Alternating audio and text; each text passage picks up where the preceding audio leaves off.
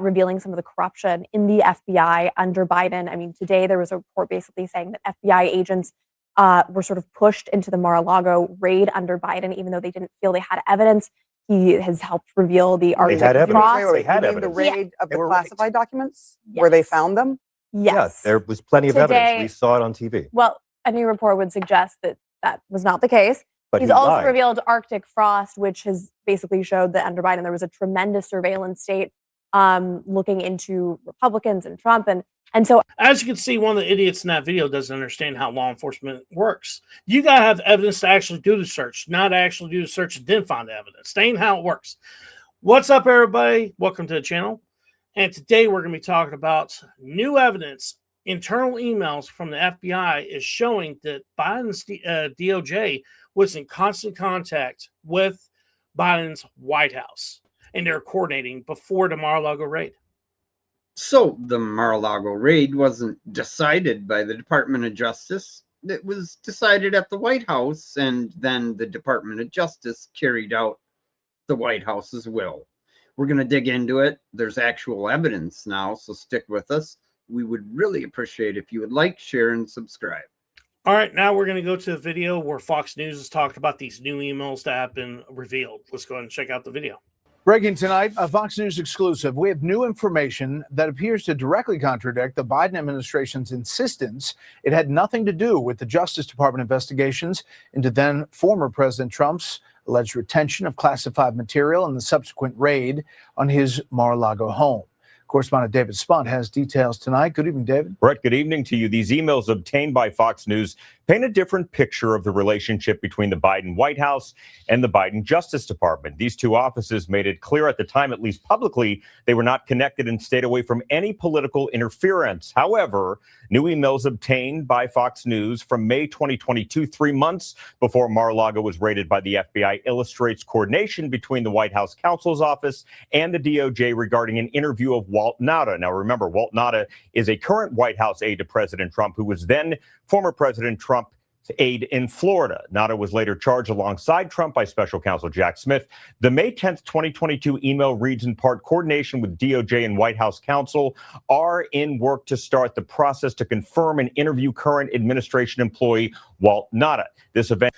So pretty much what's been shown in these emails that I just released, that shows that Biden's White House was directing the DOJ to do exactly what they did at Mar-A-Lago, and that is to go and do the raid. And, you know, the thing is, if y'all remember, Biden said he knew nothing about it. Biden said also his White House had nothing to do with it. The DOJ is separate from the White House. We have no control over the DOJ. They do what they feel like they need to do to bring justice. And the whole time they were in search of evidence of a crime. It wasn't the other way around where there was evidence of a crime and now we're going to search. So this is a problem, okay?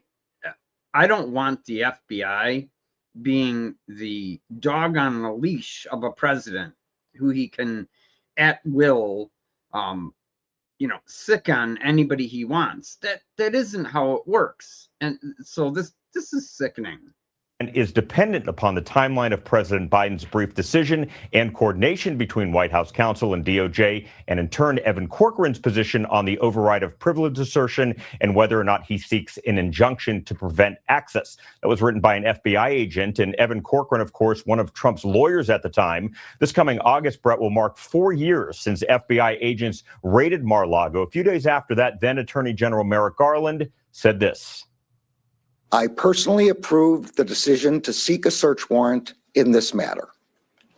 Second, the thing is, he went with this lie for years. He even told committees in the House and Senate that he decided this on his own. He lied. That means they could prosecute him for lying to Congress.